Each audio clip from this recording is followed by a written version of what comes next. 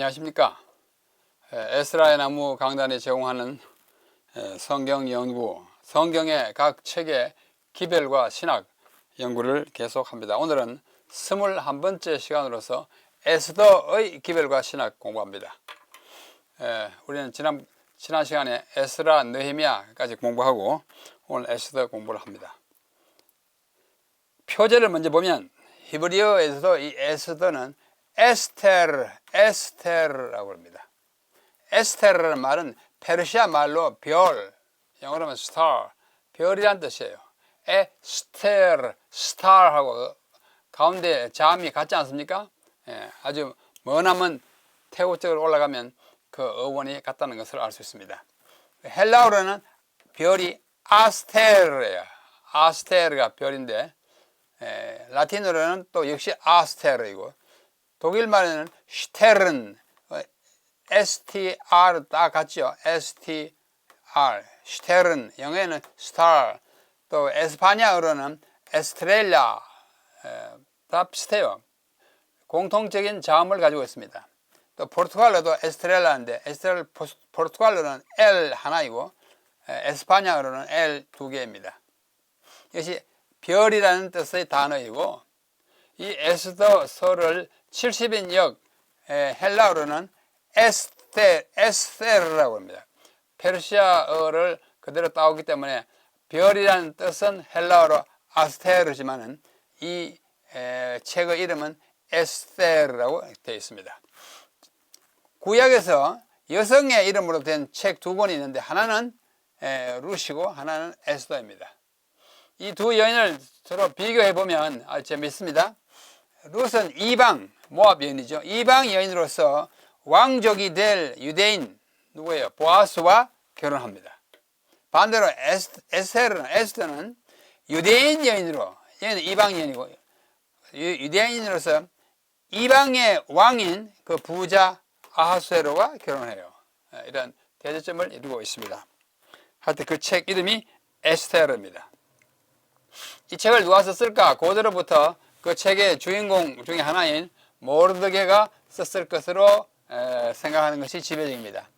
에스라와 느헤미야도 저자일 것이라는 주장도 있지만은 모르드게가 그 저자일 가능성이 더 높습니다. 마지막 장 제10장에는 모르드게의 죽음에 관한 기록이 나와 있기 때문에 그것은 모르드게가 쓰지 않았겠죠. 만약 모르드게가 썼다면 9장까지 쓰고 10장은 후에 다른 사람들이 써서 그의 죽음을 아마 기록했을 것으로 보입니다. 하여튼 에스라와 같은 편집자가 추가했을 가능성이 있고 다른 사람이 썼을 것입니다. 이 책의 언어적 증거들은 에스라와 느헤미야와는 거리가 멀어요. 그 문체와 사상이 좀 다릅니다. 앞에 우리 에스라, 느헤미야 공부할 때는 이 에스라와 느헤미야가 굉장히 제사장으로서 그와 같은 측면의 것을 많이 다루는데 에스더에는 그런 것이 없는 걸로 봐서 아마 모르드게가 썼을 가능성이 더 짙어집니다. 하여튼 이 책의 저자가 잘 알려지지 않고 있지만은 그 저자가 누구였든지 간에 페르시아의 관습과 페르시아 궁중의 예법에 대하여 잘 알고 있었고 특히 문학적으로 드라마틱한 구성을 하는 아주 뛰어난 문학적 소양을 가진 사람이었을 것으로 보입니다. 천재적인 소양을 가졌어요. 그래서 탈무드에 의하면 유대인들의 그 물법 해석집이잖아요. 탈무드에 의하면 이 책이 에스더라고 하는 책이 대회당의 산물로 여겨집니다. 대회당은 이제 바벨론 포로에서 돌아와가지고 이스라엘 백성들이 회당 제도를 수립하면서 큰 회당을 만들었어요. 거기서부터 지방 회당으로 막 이렇게 퍼져나가고 했는데 그 회당에서 이 에스더가 기록됐다고 말하는데 그 대회당의 그 총 책임자가 누구였냐면 에스라였습니다. 그러므로 어쨌건 간에 에스라와의 관계가 전혀 없이 에스더가 기록되지는 않았을 것으로 보입니다. 자, 화가들이 이 에스더에 나오는 사람들을 그림을 많이 그렸는데 그래서 그 에스더의 주인공인 에스더를 그림으로 그렸습니다. 화가가 자기의 그 어떤 생각, 예술적인 그 상상력을 통해가지고 써서 그렸는데 여기 얼굴 좀 가렸지만 모르드게가 뒤에 배후 인물로 나타나고 있습니다. 또 다른 사람은 모르드게와 에스더를 이런 관계로 아주 우아한 흑백 그림으로 그리기도 하였습니다. 에스더는 이리 보나 저리 보나 아주 참 우아하게 아름답게 생겼습니다. 그 페르시아의 전국의 여인들 다 모아가지고 경리엄 그 미인 대회를 가지고 최고 상을 받은 사람이 왕후가 되지 않았습니까? 그만큼 에스더는 미녀였던 것으로 보입니다. 자, 이 에스더서의 역사적 배경을 보면 이 기록은 언제 됐느냐? 460년 BC경에 기록됐을 것으로 보입니다. 아마도 아하수에로는 이제 이 에스더의 남편이 된 왕이잖아요. 역사의 인물로서는 크세르크세스라고 이끌어집니다. 좀 이따 더 보겠습니다. 이 아하수에로가 사망하기를 465년경에 사망했고, 그리고 아하수에로 왕에 관한 행적이 열왕의 일기에 기록된 후에 그것을 인용했기 때문에 에스더가 기록되었기 때문에 이것은 465년보다 더 후에니까 460년경에 기록됐을 것이다. 에스더 10장 2절에 보면 그 기록된 것이 나타나고 있습니다. 자, 이 책은 페르시아 제국 안에 흩어져 있는 유대인들에게 용기를 주기 위해서 기록됐습니다. 자기의 고국을 떠나가지고 많이 흩어져 있는데 그 사람들이 그야말로 산지사망이 다 흩어져지고, 특별히 느부갓네살 같은 왕이 막 강제로 데려가서 막 어렵게 하지 않았습니까? 그 사람들에게 다시 고국으로 돌아오는 이야기, 돌아온 후에도 그 남아있는 사람들의 이야기, 결코 하나님의 백성이 이 세상에서 잔멸되지 않는다는 희망을 주기 위해서 이 책을 기록된 것으로 보입니다. 아마도 457년과 440년에 본국으로 돌아간 사람들을 위해서도 격려가 되었을 것입니다. 비록 돌아가긴 했지만 남아있는 사람들에게 이런 일이 일어났지만 하나님이 우리를 보호해 주셨다, 그런 것을 나타내기 위한 것입니다. 자, 이 책에, 에스더라고 하는 책에 기록된 여러 사건들이 포함되는 시기는 언제나 483년부터 473년, 아주 짧은 한 10년 사이의 이야기예요. 자, 483년은 뭐냐? 왕후 와스디가 폐위된 때문에, 아하수에로 왕 제3년에 와스디를 가지고 이유를 빌미 삼아가지고 127도에서 온 그 도지사들과 부인들에게 나와서 좀 인사도 하고 아름다움을 좀 보이라 하니까, 아이고 내가 그런데 안 나간다고 왕의 명령을 거역해가지고 이제 폐위되지 않습니까? 그 해가 아하수에로 왕 제3년인데 그 인도로 따지면 483년 BC예요. 그 다음에 479년에 그로부터 한 몇 년 후에요? 4년 후에 에스더가 왕후가 됩니다. 아하수에로가 한 4년 동안 이제 호라비로 있다가 에스더를 맞이해요. 그게 7년이에요. 아하수에로 7년. 그때 이제 불임절로 유대인들이 구원을 받은 해가 그로부터 한 또 6년 후에요. 473년이에요. 그러므로 483년부터 473년 한 10년 사이에 일어난 일이 에스더서라는 책에 기록된 것입니다.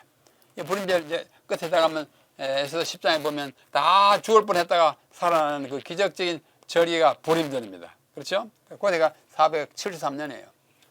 이 책의 사건들은 연대상으로는 에스라 6장이 뭐냐면 아닥사스다의 건축 재개 조소와 성전을 완공하는 일이 에스라 6장에 나와요. 읽으면 다 나옵니다. 그리고 이게 다리오 왕 제6년 516년이에요. 제6장은 제516년이고 그 다음에 에스라 제7장은 아닥사스다 왕 7년, 아닥사스다 여기 6년이고 7년이잖아요. 7년 에스라가 돌아온 해 사이에 해당되는 것입니다. 그래서 이 사이에 516년부터 458년 사이에 약 58년의 세월이 흘러요.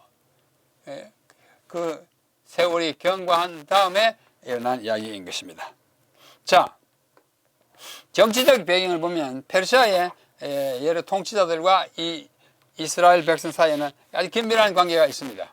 자, 보십시다. 아하수에로의 치하에서, 아하수에로는 누구의 남편? 에스더의 남편. 치하에서 페르시아는 세력의 극치에 다다랐어요. 아주 막 고레스로부터 시작해가지고 다리오를 해가지고 막 번져가지고 온 천하를 다 정복하다시피 했습니다. 이 왕은, 아하수에로 왕은 480년에 헬라, 그리스를 대대적으로 침공하여 그의 아버지 다리우스가 10년 전에 490년에 이루지 못한 꿈을 이루려고 했어요. 다리우스 갔다가 실패하고 돌아왔어요. 이제 10년 후에 그 아들 아하수에로가 막 가서 합니다. 그가 아테네를 탈취하여 그 중에 그 아크로폴리스라고 하는 언덕 있지 않습니까? 그 아크로폴리스를 막 파괴해버리고 막 이길 듯 했지만은 그의 함대는 살람이라고 하는 그 항구에서 아주 완전히 대패하고 맙니다.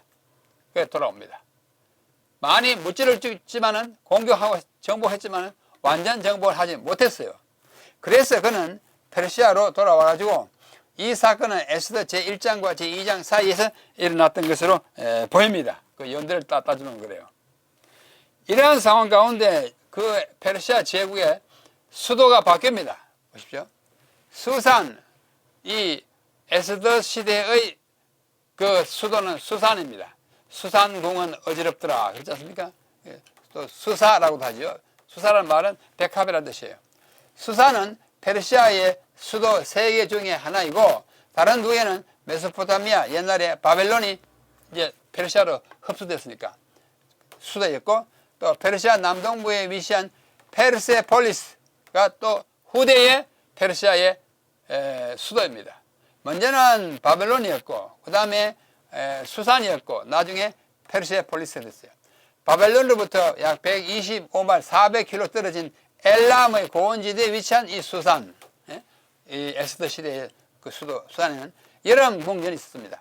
다니엘도 거기에서 한동안 있었던 것으로 기록에 남아 있습니다.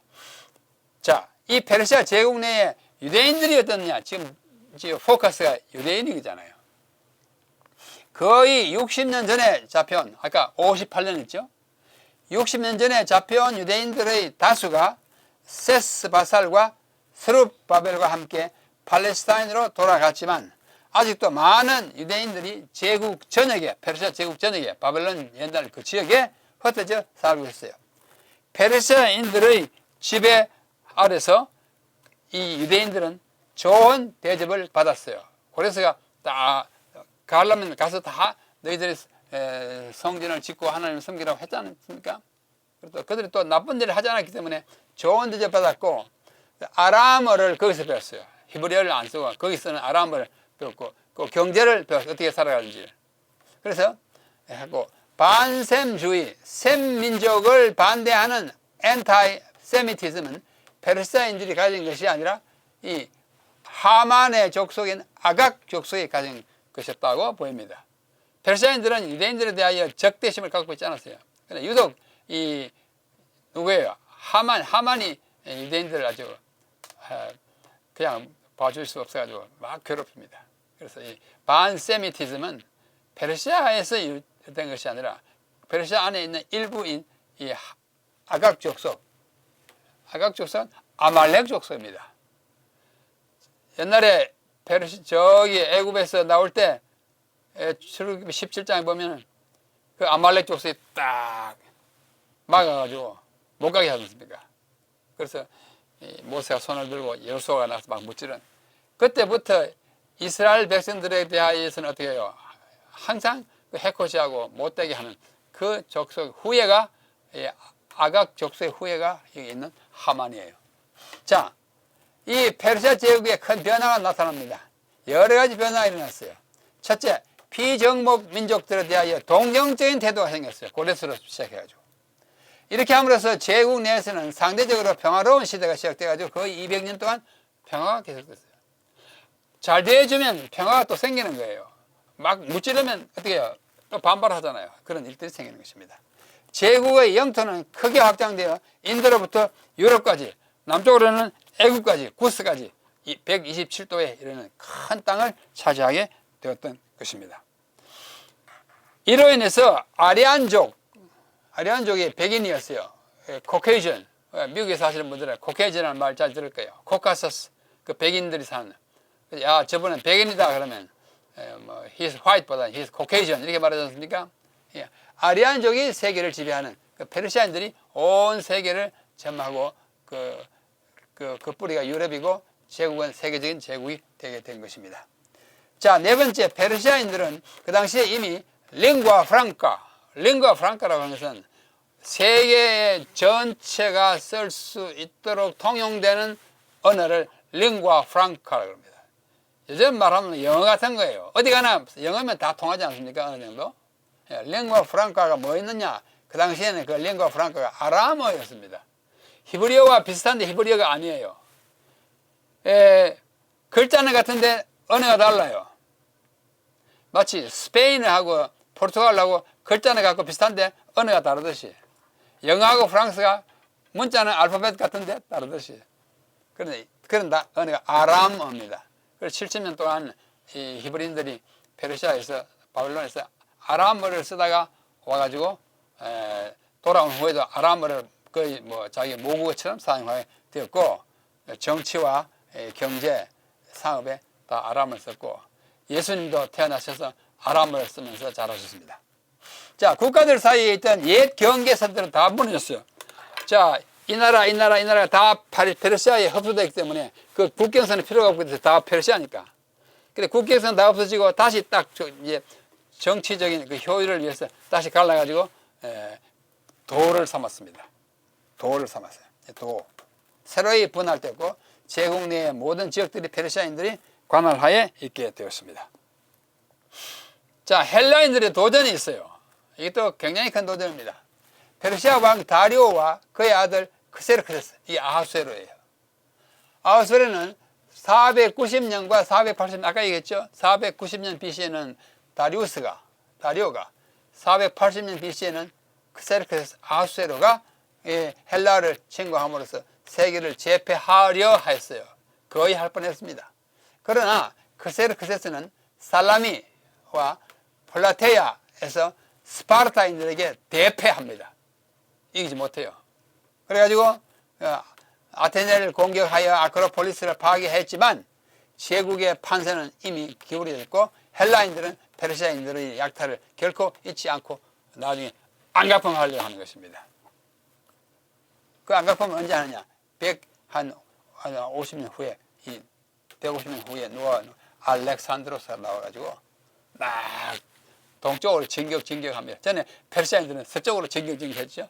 그래서 헬라를 거의 다 삼켰는데 실패하고 와가지고 150년 후에 알렉산드로스가 또 동쪽으로 바꿔가지고 어떻게 해요? 그 페르세폴리스, 아까 세계의 수도 중에 후기의 수도가 페르세폴리스 하지 않았습니까? 그 다리오가 크세르크세스의 수도였는데 그 수도를 어떻게 해요? 완전히 다 무너뜨리고 말았습니다. 마치 이 두 왕이 아테네를 막 무찌르듯이 보복을 가한 거예요. 그렇죠? 그래서 알렉산드로스는 계속 이 헬레스폰트라는 그 해협, 다르다는 해협을 넘어가지고 페르시아 전역으로 진격해서 페르시아를 정복하십니다. 온 천하가 이제 뭐예요? 헬라 제국이 되었습니다. 그게 알렉산드로스가 한 일이에요. 자, 그와 같은 사이에 끼어있는 누구요? 유대인들이 얼마나 힘들었겠습니까? 자, 종교적 배경을 잘 보면 이스라엘의 종교와 신앙은 아주 떨어져 있었어요. 왜요? 앞에 에스라와 느헤미야 서론에서 본 것과 같이 이스라엘은 전반적으로 영적 쇠퇴 가운데 있었고 주변 문화와 혼합되는 경향이 있었고 신앙에 대해서는 무관심하게 되었어요. 멀리 떨어져 있으면 그렇게 될 수밖에 없죠. 성전도 없지요, 회당도 없지요, 가르치는 랍비도 없지요. 몰락하는 것입니다.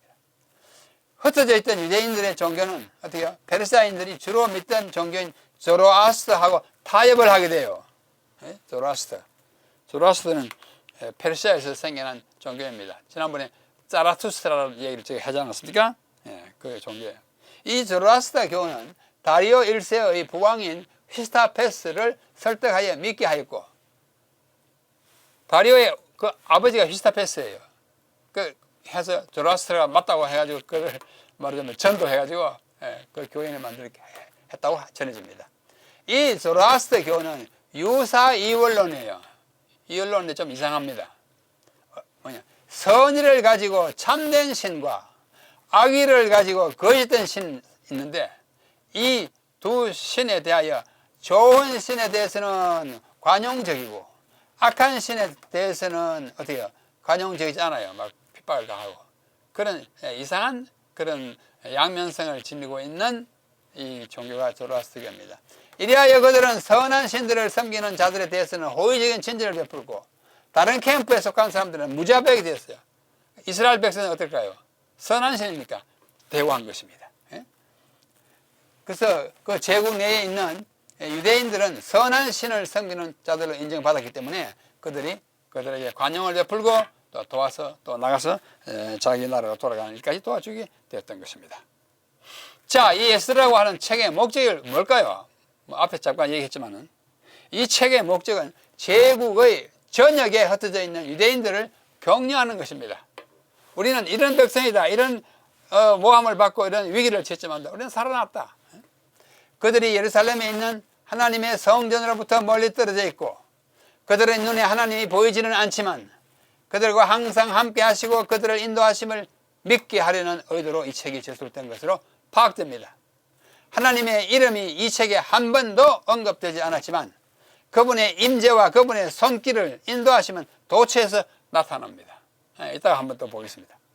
또 다른 목적이 뭐냐? 유대인들의 절기, 불임절이라고 하는 이 절기의 기원에 대하여 확실한 설명을 제공하기 위해서 그때부터 불임절을 지키게 내려오는데 100년, 200년 지나면 이 불임절을 지키는데 왜 지켜? 이걸 문서와 기록화해서 확실한 설명을 제공하는 것입니다. 이 축제는 흩어져 있는 유대인들에게 특별히 애착이 가는 절기였으므로 그에 대한 역사적 배경과 과정을 말해주는 것이 필요해서 에스더서를 기록한 것으로 보입니다. 자, 그 내용에 들어가면 하만이 이제 아주 악한 꾀를 형계를 꾸며가지고 모르드게가 소속되어 있는 유대인들 다 죽이기로 하지 않습니까? 모르드게가 그걸 보니까 다 죽게 생겼어요. 그래서 자기의 사촌 여동생이자 자기가 양녀로 이제 키워온 딸 같은 여동생이 에스더가 왕후가 됐기 때문에 왕후에 일려가지고 우리가 죽게 됐으면 네가 이때를 위하여 네 왕후의 자리에 있는 것을 네가 생각하고 행동을 취하라고 말합니다. 그래가지고 사흘 동안 금식 기도하고 이제 왕이 오라 그래야 나갈 수 있는 그 자리에 나는 죽으면 죽으리라는 각오로 왕 앞에 나아가는 장면입니다. 에스더가 이 왕 앞에 이렇게 사흘 동안 금식하고 하니까 기진맥진해가지고 이렇게 있으니까 아하수에로 왕이 볼 때 나가지고 아니 왕후여 웬일이요? 무슨 일이요? 응? 나라의 절반이라도 줄 테니까 말하라고 그런 장면이에요. 옆에 앉아있는 사람은 총리 하만이겠죠. 다른 에스더와 그 왕의 모습입니다. 그래서 이제 가서 이제 뭐라고 했습니까? 왕이시여, 제가 소청이 있는데 제가 베푸는 잔치에 나와 주십시오. 오십시오. 오실 때 왕이 총애하시는 하만과 함께 오십시오. 그래서 첫날에 가서 이제 잔뜩 차려놓고 잔치를 베푼 다음에 말하지 않고 잘 잡수고 이제 갑니다. 그래서 아하수에로가 이상하게 생각하죠. 무슨 곡절이 있는데 왜 말을 하지 않나? 그때 에스더가 그럽니다. 왕이시여, 내일 하루 잔치를 더 베풀 테니까 한 번만 더 오십시오. 그 두 번째 날이에요. 왕이시여, 제가 속해 있는 유대인들을 모두 다 말살하려는 악한 꾀를 꾸미는 한 사람이 이 제국 안에 있습니다. 이대로 갔다가는 우리가 다 죽고 저도 죽게 생겼습니다. 왕이시여, 굽어보시옵소서. 그때 이 아하수에로 왕이 도대체 누구냐? 하니까 에스더가 바로 이자입니다. 하만 보고 이자가 우리를 다 죽으려나. 그래 이자가 볼 때 나가지고 하만 너 도대체 무슨 짓을 했냐? 다 이제 사실 돼가지고 하만이 그 나쁜 것을 알고 그 모르드게가 죽어야 할 그 교수대에 하만이 죽지 않습니까? 그런 극적인 장면을 그런 것입니다. 자, 에스더를 그 개요를 한번 살펴보겠습니다. 10장으로 되어 있는데 1장부터 5장까지와 6장부터 10장까지 두 부분으로 나눠져 있습니다. 전체 주제는 뭐냐? 이스라엘을 위한 하나님의 지속적인 돌보심이에요. 그들이 흩어진 동안에도 여전히 돌보십니다. 그걸 보여주는 것이 이 책의 한 주제입니다. 전반부에는 유대인들의 멸절될 위기에 대하여 1장부터 5장, 왕후 와스디의 폐위, 아까 얘기했죠? 아하수에로 왕의 잔치와 잔치를 막 일주일 동안 베풀었어요. 전국 127개 도에서 그 도지사와 그 부인들이 와가지고 뭐 아주 여유롭게 먹고 마시고 잔치가 1장이에요. 잔치 왕의 엉뚱한 명령과 무무간에 간악한 제안. 무무간에 가서 왕이시여 왕이시여 왕후가 좀 나오셔서 다 인사 좀 하고 좀 인기도 얻고 하시면 좋겠습니다. 그렇게 하라고. 안 나왔죠? 또 이 안 나오는 왕후를 어떻게 하면 좋겠습니까? 어떻게 하면 좋겠냐? 여기 다 부인들이 와서 보고 왕이 명령해도 왕후가 안 나오니 아이고 우리도 이제 우리 남편 말 안 들어도 되겠다 이렇게 가면 큰일 나니까 여기서 아직 조치를 취해야 합니다. 폐위시켜야 합니다. 그럼 그렇게 하라고. 이 아하수에로는 좀 문제가 뭐냐면 귀가 문제입니다. 이렇게 하라 그러면 그래. 저렇게 하자면 왕이 이렇게 줏대가 없으면 문제가 생겨요. 왕후의 폐위와 왕의 조서, 그 다음에 에스더를 왕후로 결정하는 전국에서 미녀를 다 모아가지고 6개월 동안 뭐 우유도 바르고 크림도 바르고 막 해가지고 나중에 이제 미스 페르시아 경연 대회 해가지고 미스 페르시아 진 뽑힌 사람이 누구예요? 에스더죠. 그렇죠? 아리따운 에스더가 왕후로 뽑히고 문지기 모르드게가 왕을 모살하려는 자들을 일러 바치죠. 그런 이야기가 나옵니다. 그 다음에 3장으로 5장은 총리 하만의 흉계, 유대인들을 죽이려는 하만의 계획, 모르드게가 에스더의 개입을 요청하고 에스더가 이회에 만찬을 베풀어서 아까 그림에서 본 것처럼 어떻게 해요? 저자가 우리를 죽이려고 한다 하는 그 장면이 5장에 나옵니다. 그 다음에 후반부 6장으로 10장까지는 유대인들이 구원을 받고 죽을 뻔했다가 높이 들림을 받습니다. 모르드게가 때늦은 명예를 얻습니다. 모르드게가 왕을 모살하려고 하는 사람을 두 사람을 딱 잡아가지고 고에 가서 그 위기를 면했는데 이제 와스디가 폐위되고 나서 왕이 가만히 외롭게 옛날 책을 보니까 자기가 죽을 뻔했거든. 근데 누구 덕분에? 모르드게 덕분에 자기가 안 죽었어. 여봐라, 그 누구 없냐? 이제 그 신하들이 와가지고 이 모르드게가 이렇게 귀한 일을 했는데 무슨 상을 줬느냐? 상을 준 적이 없습니다. 뒤늦게 상 주는 거예요. 아수르의 불면이 모르드게를 생각하게 합니다. 하만의 관계가 모르드게를 존경하게 합니다. 모르드게를 달기 위하여 세운 나무에 하만이 달립니다. 에스더가 생명의 위협을 무릅쓰고 죽으면 죽으리다 하고 왕 앞에 나아가서 자기의 모든 일을 고하는 이야기입니다. 하만이 자기의 무덤을 팝니다. 아수에르가 하만을 교수형에 처합니다. 모르드게를 교수형에 처하려고 이 형태를 만드는데 결국은 하만이 자기 무덤을 판 거예요. 학살의 범위를 모든 유대인들에게 확대합니다. 8장 9장. 이 모르드게만 죽이지 않으면 다 죽여요. 에스더의 호소로 아수에르가 유대인을 죽이라는 조서를 취소하는 조서를 내는 것이 8장이에요. 아주 극적인 반전이에요. 그 다음에 그래서 불임절이 제비 뽑아가지고 유대인을 죽이려고 했다가 살아난 그 불임절이 아달월 14, 15일이죠. 불임절이에요. 모르드게가 총리가 되고 마지막 장이에요. 그들 덕분에 온 세계의 유대인들이 혜택을 누립니다. 모르드게가 총리가 되고 큰 권세를 얻고 해가지고 해피엔드로 끝나는 것이 에스더입니다. 자, 이 모르드게가 하만이 타던 총리의 말을 탁 타고 하만은 마부가 된 이 참 어처구니 없는 장면이죠.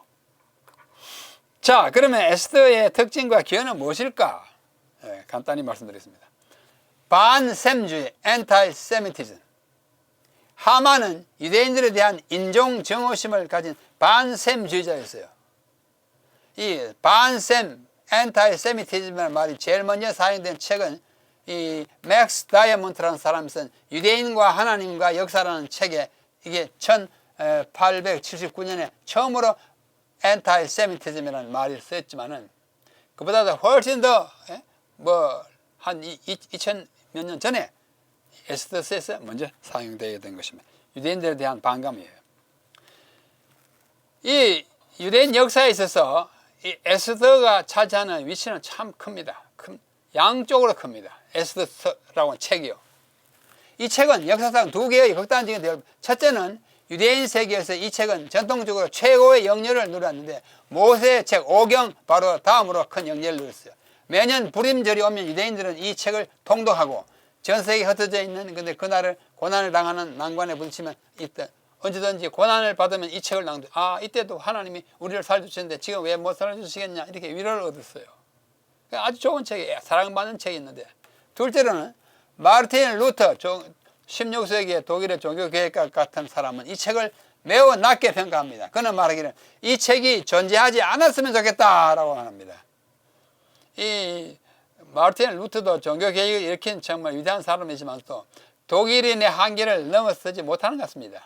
독일인들에게 이상하게 이 반세미티즘이 좀 있어요. 히틀러에서 보는 바와 같이. 그래, 유대인들이 예수님을 못 박아 죽였으니까 이 나쁜 민족이다, 뭐 이런 생각을 가지게 되는 것입니다. 자, 셋째는 성경에서 하나님이 없는 책이에요. 에스더가. 말이 무슨 말이냐? 에스더 1장부터 10장까지는 하나님이나 또 여호와라는 단어가 한 번도 사용되지 않았어요. 그래서 하나님이 없는 책이라고 합니다. 에스더는 성경의 책들 중에서 하나님의 칭호가 없는 두 권의 책들 중에 하나입니다. 하나는 솔로몬의 아가인데, 아가이는 8장 6절에 여호와라는 말이 한번 나오는데 옹건 단어가 아니고 야라는 말이 여호와를 가리키는 말로 나올 뿐 여호와 다 한 번도 사용되지 않았어요. 그리고 에스더에는 그것조차 없습니다. 에스더는 하나님의 칭호가 한 번도 없지만 그분의 섭리의 손길이 책의 전편을 덮고 있어요. 하나님에 대한 침묵은 설명하기 참 어려워요. 하나님 한 번도 어떻게 그러지 않았나. 설명하기 어렵지만 자신들이 전능자로부터 버림을 받았다고 느끼는 다수의 흩어진 유대인들의 느낌을 반영하는 것이 아닐까, 그렇게 생각해 보는 것입니다. 이 책에는 하나님의 이름이 뭐 하나님이든 여호와이든 간에 언급이 한 번도 없지만 보호의 손길이 여전히 있어요. 야훼라는 이름이, 야훼 영어로 쓰면 YHWH, 야훼예요. 이름이 이합체, 영어로 acrostic, 각 행 또는 각 단어의 첫 글자나 끝 글자를 모으면 말이 되는 형식을 acrostic, 우리말로 이합체라 그럽니다. 자, 이렇게 이합체로서 하나님의 이름, 여호와라는 이름이 나타나는 책이 에스더입니다. 자, 이 거룩한 이름 야훼, YHWH, 이걸 영어로 테트라그람마톤이라고 그래요. 테트라, 넷, 그람마톤 글자, 네 글자, 위대한 네 글자, 거룩한 네 글자, 하나님의 이름 네 글자를 테트라그람마톤, YHWH. 이 이름이 이 책의 몇 구절에서 연속되는 각 단어의 첫 글자 또는 끝 글자를 모으면 이루어지는데, 때로는 순행 이렇게 하고 때로는 역행 해가지고 하나님의 이름을 보여줍니다. 예를 들면 에스더 1장 20절, 5장 4절과 13절, 7장 7절 등지에 이런 식으로 여호와의 이름이 나타나는 것으로 보인다, 그거예요. 자, 에스더 1장 20절. 히브리어는 오른쪽에서 왼쪽으로 그러니까, 그렇죠? 예, 쭉 있습니다. 샤마 키스감 하멜렉 아셰르 야아세. 왕께서 만드신 그 왕의 조서가 선포되면, 그 말이에요. 그렇게 되면 라파, 여기 자세히 보십시오. He will call an nashim yatak. 여기 보면 제가 파란색을 칠해놨어요. 요드, 헤이, 와우, 헤이. 요드는 요드, 헤이, 와우. 네 연속되는 글자의 첫 글자를 모으면 이렇게 되는데, 이것을 거꾸로 하면은 이쪽에서부터 요드, 헤이, 와우, 헤이. 이게 뭐냐면 YHWH예요. 이게 뭐냐면 야훼이고, 이게 뭐냐면 우리말로 여호와예요. 여호와라고 딱 이름이 없지만은 어떤 단어의 첫 글자든 끝 글자를 딱 모아놓으면 바로 돼 있거나 거꾸로 돼 있거나 여호와를 가리키는 단어가 되더라, 그거예요. 마치 어린아이들이 무슨 퍼즐 수수께끼 하듯이 그렇게 한 거죠. 이게 1장 20절이고, 자, 또 이 합체의 경우가 또 있습니다. 5장 4절입니다. 이게 또 나옵니다. 와토메르 에스테르 임 알 하멜렉 또 야보 하멜렉 우 하만 하욤. 에스테르가 토마 말했다. 임, 만약에 알 하멜 왕에게 그것이 좋게 여겨지신다면 야보 오십시오. 누가요? 왕께서 그리고 하만이 오늘 오십시오. 이게 잔치에 초청할 때 한 얘기예요. 에스더가 그렇게 말했어요. 여기 보시면 헤이 와우 헤이 요드죠. 헤이 와우 헤이 요드. 첫 글자만 따온 거예요. 그러면 이게 바로 뭐냐? 야훼예요. 야훼. 야. 요게 Y, 요게 H, 요게 W, 요게 H를 합치면 야훼, 야훼가 여호와. 요게 딱 글자로 숨어 있다 그거예요. 랍비들이 하나님의 이름이 에스더에 있기를 간절히 바라면서 찾아낸 거예요. 재미있는 발견이다. 또 5장 13절에 보면 또 나옵니다. 콜세 에나누 샤벨리. 여기도 헤이 요드 헤이 와우 헤이 요드 헤이 와우 헤이. 이거 그 올라오면 요드 헤이 와우, 여기 야훼 야훼 여호와다 그거예요. 이렇게라도 하나님의 이름이 어디 있나 찾아본 결과입니다. 뭐 하나님이 이렇게 숨겨놓지는 않았겠죠. 그러나 글자들의 배열이 어떻게 됐는지 그 속에서 하나님이 혹시 있나라고 찾아보기를 원하는 사람들이 찾아낸 것입니다. 이걸 어크로스틱 이합체 이야기를 합니다. 자, 이건 뭐 우리가 재미있게 그저 받아들이는 것이 꼭 뭐 영감으로 이렇게 했다고 말할 수는 없을 것 같습니다.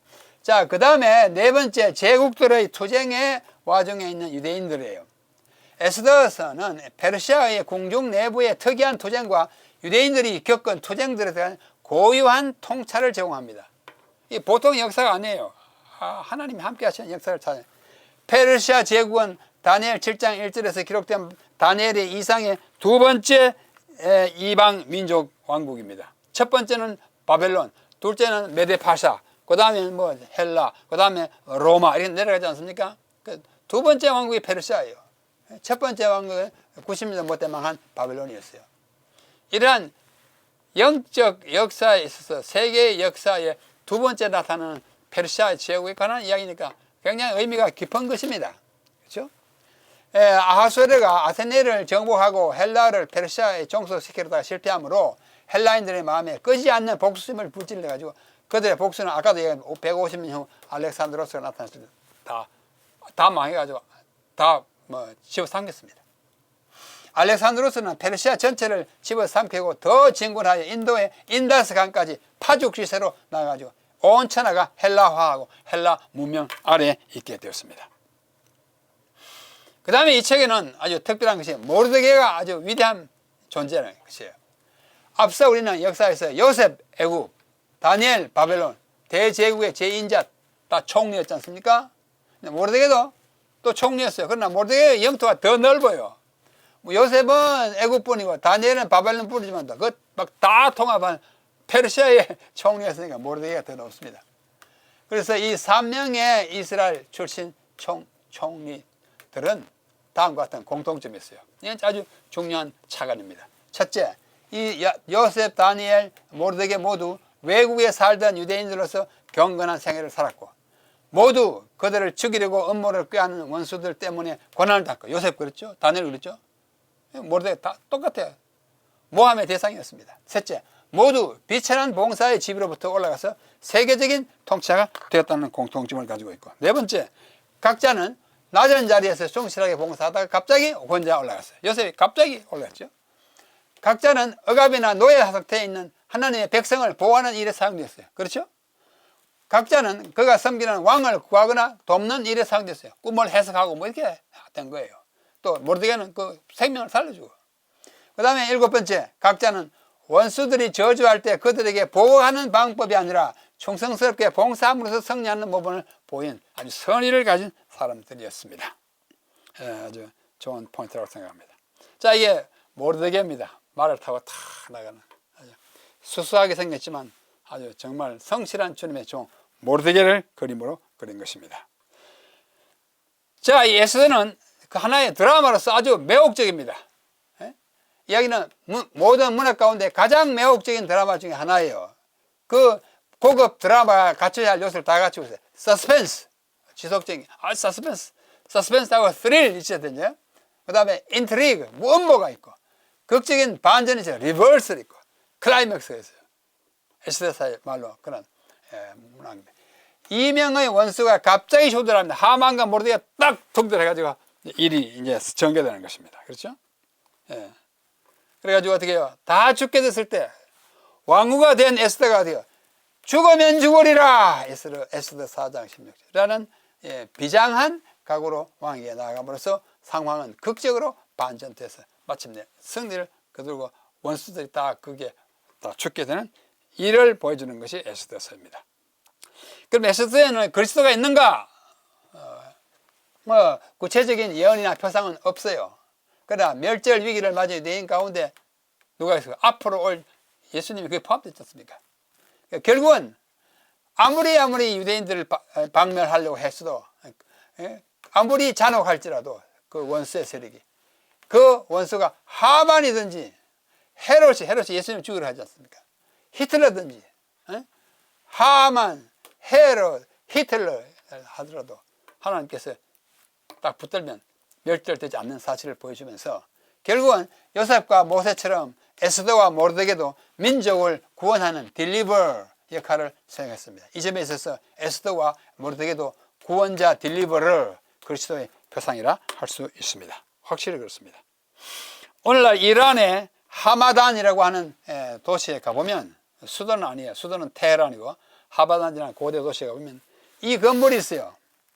이 건물에 간판이 이렇게 에스터, 모르데카이, 모솔렘이라는 말은 영어예요.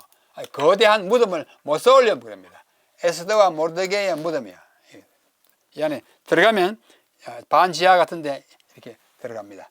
들어가면 이 무덤이 나옵니다. 제가 2009년인가 갔을 때 찍은 사진입니다. 이 안에 무덤이에요. 자, 이 두 무덤인데 이쪽은 요거는 에스더 무덤, 초록색. 요쪽은 모르드게, 요 썼죠. 모르데카이, 에스터 있어요. 각각 분리해가지고 사진 찍으면 에스더의 무덤. 물론 이 안에 시체는 없죠. 기념 무덤입니다. 그 다음에 그쪽에 반대편에 바로 옆에 모르드게 무덤이 있습니다. 자, 이러한 것들은 오늘날 우리에게도 참 역사적인 인물들에 대해서는 그들의 종교가 배치되더라도 잘 보존해주는 이 사람들의 여유가 참 돋보입니다. 이란에 가면 모슬렘이 판치지만은, 이슬람이 판치지만은 이 구약 인물들의 무덤을 잘 보존하고 있습니다. 자, 이 에스더를 몇 마디로 한번 요약해 보겠습니다. 에스더는 구약성에서 여성의 이름으로 된 두 개의 책들 중에 하나이다. 룻과 함께. 에스더를 기록한 사람은 아마도 모르드게일 것이다. 에스라도 일조했을 것이다. 이 책의 기록 목적은 유대인들이 멸절의 위기에 있을 때 어떻게 모면했는지를 말해줌으로써 하나님의 기적적인 구원을 인식하게 하고 그들의 큰 명절인 불임절의 유래를 후세에 알리기 위하여 기록되었을 것으로 봅니다. 이 불임절에 대해서는 제가 일찍이 성경의 어휘 연구, 지금 각 책 말고 어휘 연구 33번 강의에서 불임절은 무슨 절인가 하는 것을 했으니까 이 에스라 나무 강단이 같이 제공하는 이것을 관심 있는 분들은 불임절에 대하여 자세히 강의한 33번을 보시길 바랍니다. 자, 네 번째, 당시의 페르시아 왕 아하수에로는 역사상 크세르크세스 1세이고 에스더는 그의 후처로 간택 또는 선발되었다. 페르시아의 총리 하만이 흉계를 꾸며 유대인들을 말살하였으나 모르드게와 에스더의 중대한 결심과 개입으로 그 흉계의 전모가 밝혀져서 하만과 그의 가족이 오히려 망하게 되고 모르드게는 그의 지휘인 총리가 됨으로써 극적인 반전을 이뤘다. 여섯 번째, 에스더에는 우리는 반셈주의의 불씨를 볼 수 있으며 하만은 반셈주의자인 아각의 후손이었다. 자, 왕후 에스더의 죽으면 죽으리라는 결심은 이 책에서 모든 그리스도인들이 배워야 할 강력한 기별이자 권고입니다. 에스더는 성경에서 하나님이 없는 책이지만 하나님의 손길은 책의 전편에 감지되는 역사적인 섭리의 책이다. 마지막으로 에스더와 모르드게는 죽음을 무릅쓰고 민족을 구원하는 사람들이므로 십자가의 죽음으로써 우리의 구원자, 세이비어 또는 딜리버러가 대신 그리스도를 가리키는 표상적인 인물이라고 할 수가 있습니다. 자, 우리가 서둘러서 여기까지였습니다. 에스더의 기별과 신학. 여기서 우리는 위기를 맞이했던 이스라엘 백성들이 한 사람, 한 여인, 또 한 남자 모르드게의 죽음을 각오한 활동으로서 온 민족이 죽음을 면하는 위대한 극적 반전이 이루어지는 역사를 우리는 보게 되는 것입니다. 우리 에스더서를 자주 읽지 않겠지만 읽을 때마다 여기에 위인들이 얼마나 자기의 목숨을 걸고 민족을 구원했는지를 보는 것은 오늘날 우리가 배워야 할 위대한 교훈이 아닌가 생각합니다. 우리 에스더의 아름다운 믿음과 모르드게의 그 위대한 그 용기를 본받는 우리 하나님의 아들, 딸들 다 되시기를 간절히 바라면서 오늘 여기서 21번째 성경의 각 책의 기별과 신학 공부를 마치겠습니다. 감사합니다. 안녕히 계십시오.